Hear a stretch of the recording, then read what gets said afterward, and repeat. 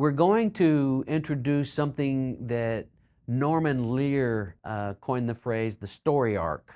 And so the story arc, it keeps in mind we've got the hero of the story. There's a subplot.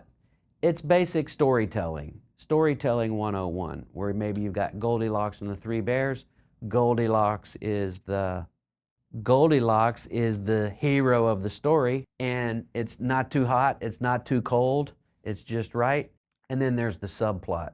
I don't know why I just used Goldilocks and the Three Bears, but it's storytelling, and you're going to have the story arc, which will resolve by the end of the event. And then there'll be some subplot, either by design or not by design. Subplots, that's a whole nother deal. So let me just drill down a little bit into the whole story arc thing. So the main story is how, let's say it's a wedding, how they met. Here they are, they're going through their ceremony, they're going to have their dance, and maybe it's their love story, and maybe there's some conflict in their relationship. That's kind of the story of their relationship, or the story of the day.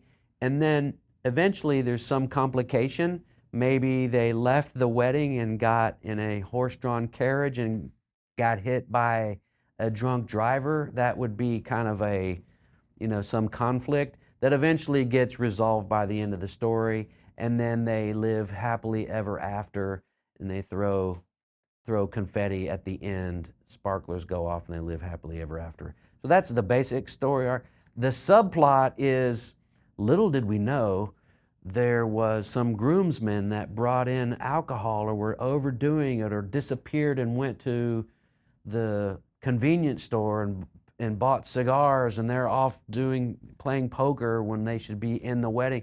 There's other kinds of shenanigans, like subplot type stuff. So those are just some ideas, that comes into play. Maybe the event is a sporting event. So the main storyline has to do with both sides back and forth, and maybe someone hits a home run or scores a goal. But the subplot could be, maybe one of the players got injured. The subplot could be, the two managers are arguing across the field, or the subplot could be the evil umpire behind the plate. Just another example. So that's the Norman Lear, the classic story arc and subplot.